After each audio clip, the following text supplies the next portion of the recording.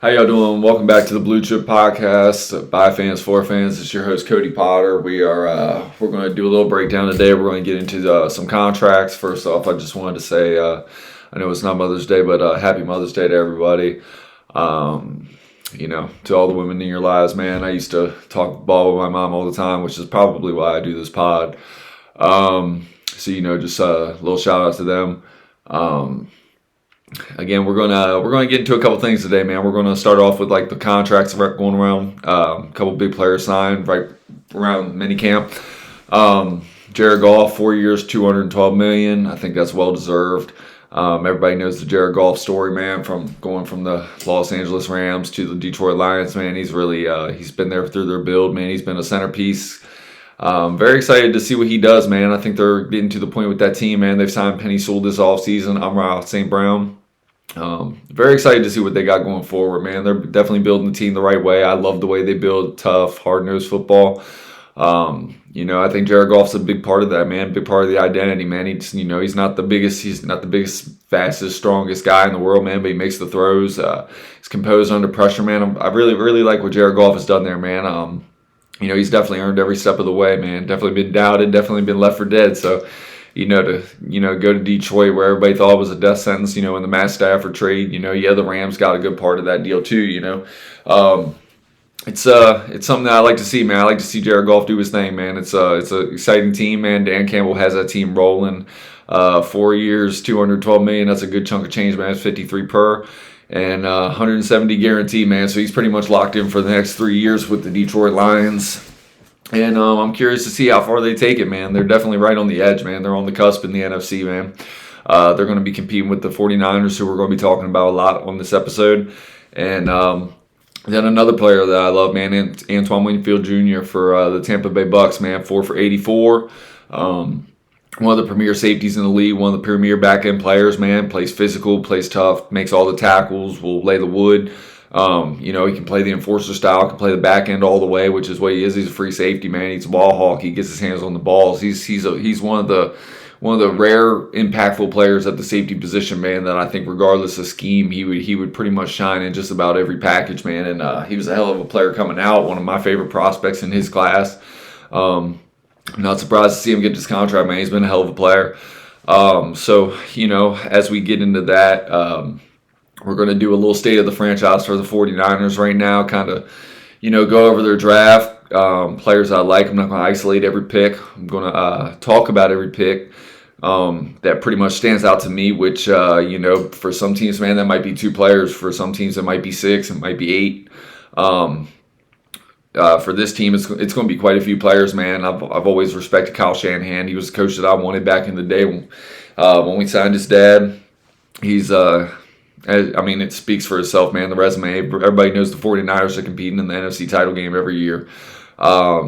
Very excited to see what they do this year with this draft class, man. It's something I'm going to get into with the state of the franchise. It's going to be talked more about later, but I'm going to key in on these draft picks first. And then we'll get into like pretty much the state of the franchise as far as where they at in their build. I kind of want to do this with every team instead of maybe just going through every little team and their draft picks. I kind of want to get into the roster situation, the direction that they're heading. I think that really this is really something that I like to do as far as, where a team's at in their build, as far as where they're at year, whatever, with their coaching staff. And, are they on the hot seat? Are they this? And clearly I would say the Kyle Shanahan and that regime is not on the hot seat. They're doing amazing things there with Brock Purdy and everything they got there. So to get started, let's go with Ricky Pearsall, wide receiver out of Florida. Great size, great movements, man. Lateral agility, man. Breaks down really good. Has good change of direction. Hasn't had the best quarterback play in Florida, man, but Florida is putting out really good pros. They're definitely getting the talent. I just don't think it's translated as far as in scheme. But they've put out really good players in the last couple of years, man. Dameon Pierce to the Houston Texans had a really good rookie season, a little bit of a down year last year. We saw, what AR-15 did last year. Anthony Richardson Jr., man, being a first-round pick last year, man. It's not that Florida isn't putting out the talent. It's not that they're not getting talent. It's just, it's not clicking right now. they've had a coaching change within the last 3 years. They're trying to get that program turned around, get it more isolated into the direction that team wants to be. Ricky Pearsall Jr., man, I think he's going to be a really good pro, man. He fits everything that I think Kyle Shanahan wants from an X receiver. I mean, they already have Brandon Ayuk, they already have Deebo Samuel, man, which I think is one of the most effective gadget players as far as the wide receiver position coming out that they have in the league right now. It's when he's on the field, when Deebo's on the field, man, the 49ers are super effective, super diverse. I think Ricky Pearsall's a good player, man, a good complement to what Brandon Ayuk is. I think I think they're getting to the point where they're going to pay Brandon Ayuk. I think this is maybe a little bit of insurance just in case it doesn't happen, but I'm pretty sure if one of them two receivers is going to leave, I'm pretty sure it will be a trade with Deebo. I don't see them coming off Brandon Ayuk, man. The chemistry that he has with Brock Purdy, I just don't see it. But I think Ricky Pearsall gives you another guy that's really similar to all the things that Brandon Ayuk can give you. I don't maybe know if he has maybe the level of top end speed separation as far as that goes to what Brandon Ayuk gives you down the field. But both give you a lot of similarities, man. Big strong hands, create separation at the top of the route.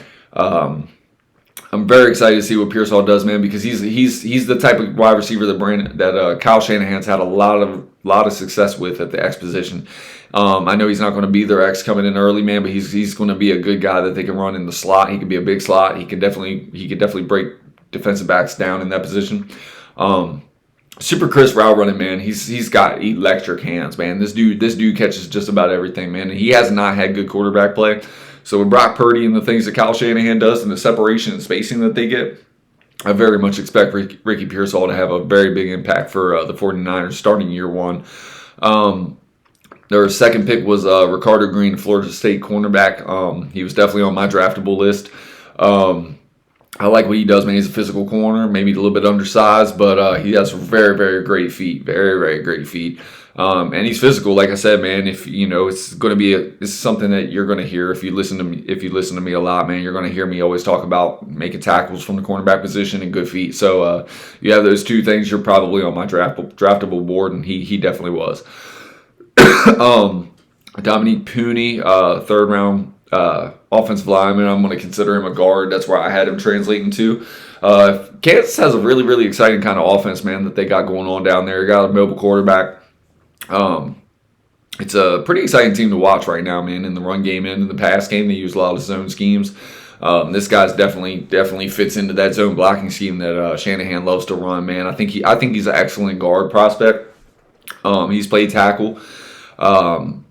Pooney's a road grader, man. He gets out and pulls. He just closes holes, closes gaps, man. He's everything that you want, man. Great movement skills, athletic tester at the combine. I mean, just the dude is rock solid. He's everything that the Shanahan type of offensive line scheme needs. And honestly, moving forward, man, they got to retool certain things. Their offensive line is probably their weakest culmination of position groups.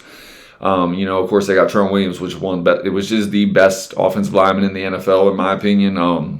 I think that reign is starting to come to an end, though, because you got Penny Sewell in Detroit, man. You have a lot of really good offensive line talent that's snipping on his heels, man. But Trent Williams is the first ballot Hall of Famer, man. Best offensive lineman I've ever seen. Played for my team. I loved him, man. He's probably one of my favorite players to ever come through on this program. And definitely respecting him, man. I would love to see him get that chip. So I think they made moves definitely to get there. When I look at this draft, man, overall, I just see a lot of moves that just scream we are close to getting to that Super Bowl chip, man. They were right there last year, man. It came down to the overtime or whatever it was, man. I mean, just they got stopped, and Kansas City, you just don't stop them. So I mean, it just happens, man. But they were playing really good football all the way through 4 quarters, man. It was a tight football game. Defense was struggling in the first half, low scoring game, and then the offense has kind of got a hint of what was going on. They went back and forth, man. Went back and forth to the very end, and it was a very exciting Super Bowl. Their fourth round pick, Malik Mustafa, is a back end player that I really, really like. Very, very physical. Fits the mold of what they like to do over there, man. He's a guy that lays the wood, man. He's a guy that You just watch this guy take on blocks, man. You got this guy on the back end, man. He operates. He's an enforcer. Pretty much the mold of what they like to do over there, especially with John Lynch, man. This is a John Lynch type of safety when I think about it, man. This is definitely a guy that fits the traits of all the players that they've had on the back end under Kyle Shanahan and John Lynch. So not very surprised that he went there. And then honestly, a player that I'm very, very excited about for them, which was actually their last pick, was Tatum Bethune, man, linebacker from Florida State, 7th rounder. If you watch Florida State's defense, man, number 15 is active, man. I think he had 142 tackles last year. I have no idea how this guy went in the 7th round. I would have drafted this guy in the 5th. 4th, honestly, I had him rated as high as a 3rd rounder. So, I mean, when I start talking about steals of the draft, I think Tatum Bethune is probably going to be one of those dudes. I don't think he plays maybe year one, unless there's a little bit of an issue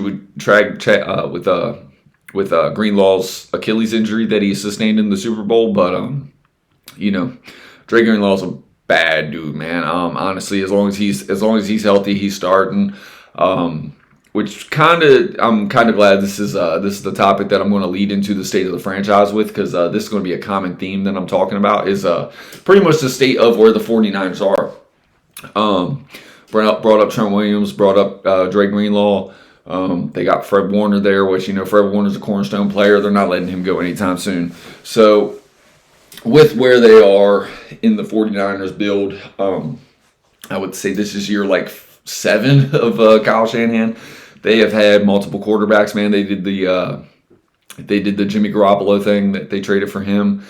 Got to an NFC title game. They drafted Trey Lance. We all know the Trey Lance story, man. Traded to Dallas. Ultimately was a project player coming out.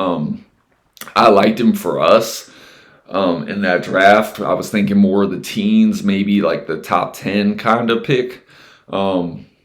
Just raw, man. Just, a lot of athletic traits, man. Big physical guy. Lower level competition at North Dakota State. And, I just think, I think with Trey Lance, man, I think it's just life of the NFL, man. You get picked 3rd overall. You go to a team that's super, super talented, man. They have a quarterback, man. It's almost everything that you want as a quarterback. You can come in and kind of sit. He sat the first year. You're thinking year 2, you're going to see some breakout from the guy. He comes out, he's a little bit flat, a little bit whatever. Has a couple little flashes and then gets hurt. Year 3, same thing. Draft Brock Purdy, last pick in the draft, his class, 2021. And honestly, man, Brock Purdy is just another one of those guys that just, you see Shanahan, it's just like, plug and play for quarterback. And, you can say whatever about Trey Lance, it just didn't work out. We knew it was going to take 3 or 4 years for him anyway to catch on and really, really flourish in the league. And, like I said, and when you talk about injuries 2 years in a row, man, it just happens, man. That door shuts that quick. It's the NFL. And when you're a team that's competing for the Super Bowl, like the 49ers are every year in the place that they are with their build, man, you just don't have that time, man. You can't keep waiting. And Brock Purdy took it. He ran with the job, man, and he's about to get paid, man. He's about to be one of the highest paid players in the league, man, starting next year probably. I think that's when he can re-up on his contract, and the 49ers are going to do it. They're definitely going to do it, man. They got the guy. They got the guy that the team believes in. That team plays hard for him. You can say whatever, man, but the dude took him to the NFC Championship game, tore his UCL, had Tommy John surgery. Came back the next year, man, and last year they went to the Super Bowl and they looked good and they were toe-to-toe with the Kansas City Chiefs. I expect them to be right back, man. It's football, injuries happen, so, we could be talking about this franchise in a whole different light next year, but as far as, like, Shanahan, the security of his job, he's there, man. Same with John Lynch, man. They've all been read up, which, is going to segue to me, which was what I was talking about with Tatum Bethune. Nice linebacker prospect, but you got Dre Greenlaw, man. You have cap casualties that are going to start happening, man. You're going to start having these roster turnovers when you got Trent Williams, aging player. You got an expensive defensive line. You got expensive linebacking core. It's either going to get more expensive with Dre Greenlaw, or you're going to have to make a business decision where you drafted a really talented guy in Tatum Bethune who plays very similar to Dre Greenlaw. You're probably moving him, man. You're probably letting him go on. You're going to start playing the comp pick game, man. He's going to get a big contract somewhere else. You're going to replace him with a young rookie that you're drafted. You're looking forward with a lot of these picks, man. When I think about a lot of these picks, such as Ricky Pearsall, and Ricardo Green, man. You know, you can't pay premier corners and premier receivers, man. They just make too much money, man. You can't be paying 4 or 5 of them. So when I think about the state of their franchise, the roster turnover, man, you know, you cannot pay the guys that are not premier blue chip players, man. Some of those red guys that are fringe blue, you have to let them go because you just have a roster that's so stacked, and that's what San Fran is doing every year right from this point on. Especially once they pay Purdy, because right now they're on the end of that. They're going to be towards the end of that rookie deal. They're going to re-up with him, man. And once he's making, you know, 54, 55 million a season, whatever it is, man. You know, you look at that roster. You got Bosa, you got the rest of the guys on that defensive line that are all making big money. You have to start sacrificing, man. So guys like, you know, Brandon Ayuk, he's probably going to command somewhere in the $22 million a year range. Probably even more, man. It wouldn't even surprise me if he's in the 25 to 28 range. That's what number ones are making these years. You know, with Tyreek Hill making 33, Devontae Adams making 33, somewhere in that range. You got to be able to draft guys like Ricky Pearsall. You got to be able to rotate them guys in. You know, you can't pay Debo, and you cannot pay both Debo and Ayuk. So you're getting to the point right there where you're probably moving Debo, paying Ayuk because of the chemistry that he has. He's a better player at this point in his career. And then you got, like I say, you got Ricky Pearsall Jr. coming up the pipe, man. He's cheaper on the deal. You know, he's going to be your number 2. I like what they're building for the future, man, because they're building it right to turnover just to keep that thing rolling. You know, a lot of teams would kill to be in that position, man. When you're getting rid of guys, or you're thinking about making those business decisions with the Dre Green laws and the guys, you know, that we're talking about. It's a good problem to have, man. It means you're competing for Super Bowls every year, man. When you're paying the Brock Purdys of the world, that means you're right where you need to be as a franchise. And I'm looking forward to see what they do, man, because they've been running that team like a first-class organization. They continued it this year, even with the loss of Adam Peters in their front office, which I very much greatly appreciate them for, because honestly, I was super excited with the draft that we had. And honestly, it looked a lot like what San Fran would be doing, man. I mean, from a different angle, obviously, you know, we're starting from the bottom. So I mean, you know, when I think about our team coming in with a rookie quarterback, you know, it's just like I said, man. There's life cycles of teams, and when you look around the league, you don't have a much better life cycle, you know, position to be in than the 49ers or the Kansas City Chiefs. Those are pretty much the 2 premier teams in each of their divisions, in their conferences. So I'm going to get to a little bit of a thing with San Fran about Trent Williams. You know, he's been a great player, all-pro. Going to be a first ballot Hall of Famer, man. Like I said, he's best offensive line I've watched, best offensive line that I've scouted. That still holds true to this day. I haven't seen a guy come out with his height, weight, speed, moves like him. I mean, everything that he has, man. Like I said, Penny Sewell's kind of coming up there. He's about to take the throne from that spot, but and it's well deserved. But they're going to have to find a way to replace that, you know, moving forward. And again, that's part of the life cycle. You know, Trent Williams will be retiring, and excuse me. But yeah, I'm looking forward to it, man. I'm looking forward to see what they do, man. You know, it was a really talented offensive line class. If they had went that direction, you know, in the high rounds with all the offensive tackles, I think they were definitely going as far as the value, which I do like the value of Ricky Pearsall. In the coming years, man, they're definitely going to be looking to solidify that left tackle spot on a cheaper deal, man, because like I said, when you start paying that Brock Purdy money, man, you know, Trent Williams is making 30+ mil a season. Once you get that $55 million quarterback on that contract, man, you gotta start moving forward. You gotta start thinking about getting cheaper at the other positions. Now it's time for Purdy to take over the mantle. Almost very similar to like a Russell Wilson situation, man, where you had a really cheap mid-round to late-round quarterback, which they got with Brock Purdy. You know, they had a talented team of veterans, man. They had the Legion of Boom, man. It's almost very similar, you know, just a little bit different, you know, where Seattle was built in the middle and the back end, predominantly heavy, you know, outside of Michael Bennett and the nose tackles there. They're very much built front heavy with Bosa, you know, Greenlaw and Warner. So it's very, very, very interesting, man, just to see how the different ways that you can make a defense, man, to be dominant, man. And they've been the class defense to me in the last 4 years. So I look to see, and I'm very curious to see the players that they bring in the coming years to, you know, retool this team get younger to keep the identity going and then move forward, to develop behind the players that you got now. And then basically for Purdy to take that mantle, man, for him to take the next step to be in the elite category, man, where you're not talking about him being a trailer to the truck, Can he do it? I believe he can. He makes all the throws, man. He's a smart quarterback, man. He's a tough-ass guy, man. He runs. He does everything with the feet that you want from a quarterback, man. He buys time with his feet, gets the ball down the field, man. He puts the ball in the hands of his playmakers, man. That's what I like about Purdy the most, man. I think he's an elite-level quarterback. Anybody that doesn't think that, I think they're just, I think they're just grinding an axe at this point, man. We said the same thing about Brady. You could, which I mean, honestly, if you don't like them, they're competing. You're going to say those things, but Purdy's that dude, man. To this point, he's shown it, and I think he's the next one in the pipeline getting paid. As far as the moment they're allowed to pay him, I think they're going to pay him right away. I think it's going to be a year 3 deal. And I see no reason not to make it, man. He's earned it. He's the class of that division. He's the class of this conference right now, man. He's the guy in the NFC that's putting in the work, man. He's getting it done. He's getting the ball to the playmakers, like I said. And that's pretty much my 49ers wrap up, man. Got through the contracts.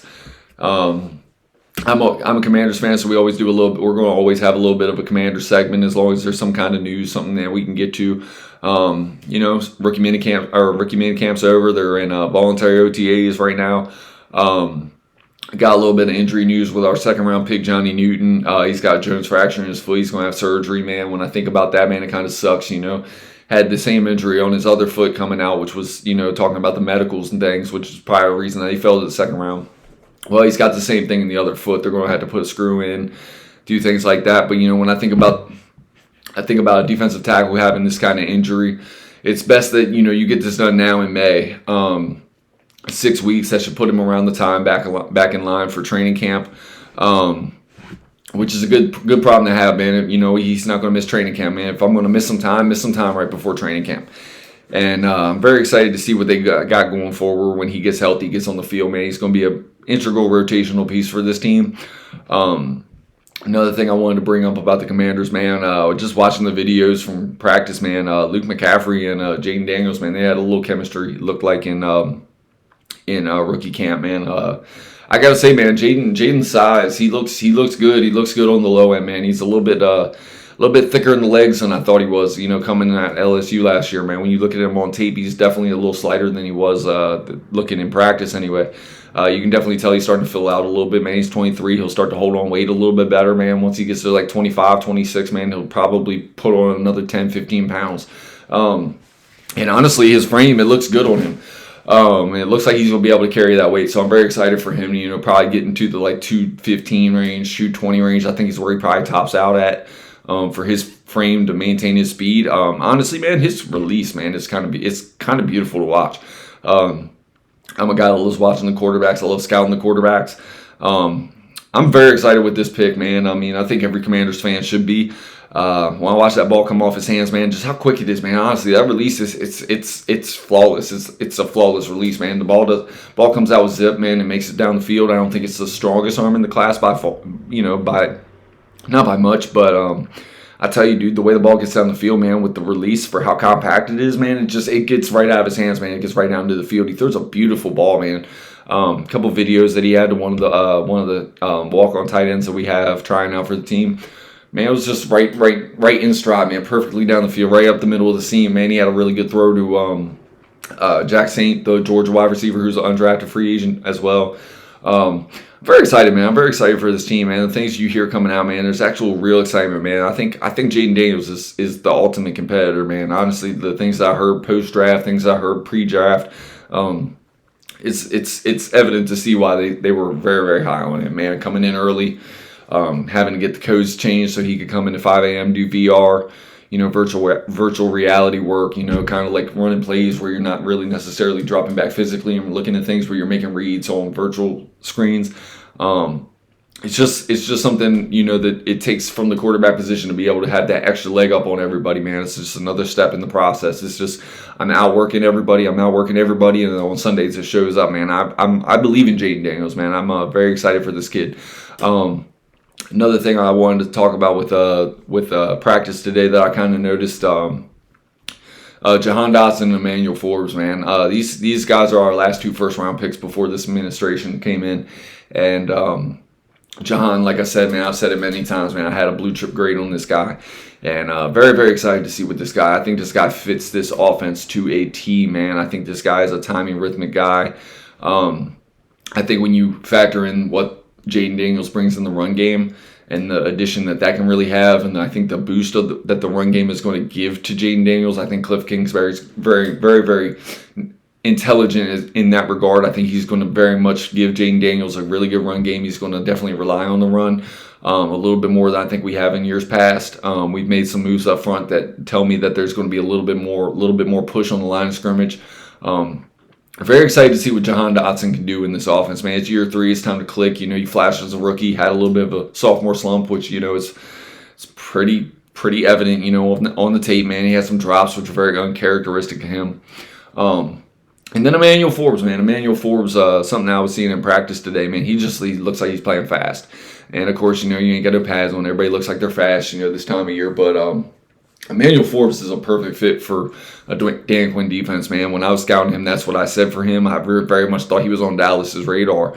Kind of surprised they, didn't make a move up for him. I thought he got drafted to us right around that time. I thought Dallas very much was in the market for another corner, and they probably were. And honestly, I think Emmanuel Forbes fit very much that Dan Quinn, Joe Witt defense, the things that they like to do. And it showed time and time again, man, that when they have cornerbacks, man, they get their hands on the ball systematically, and just the way that they simplify defense, man. They let their cornerbacks play fast. They play free. It's systematic, man. It's what they do, and that's the way that a defense should be ran, man. They shouldn't be out there thinking. They shouldn't be trying to make changes, right before the snap, where they're trying to, misdirect an offense, man. It's the things that Ron Rivera and Jack Del Rio were doing they're honestly outsmarting themselves.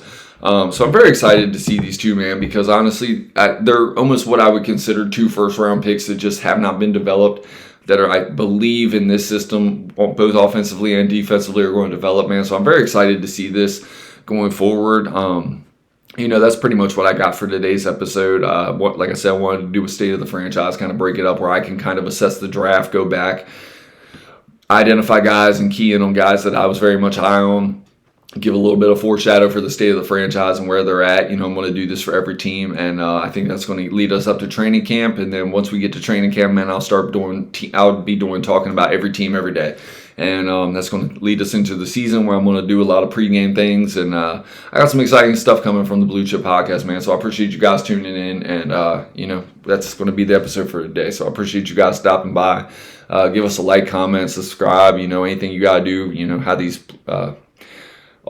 podcast forums work, man. I'm trying to be interactive, man. If you guys leave me some comments, some questions like that, I'll answer them on my next show. I appreciate you guys tuning in. Thank you. Peace.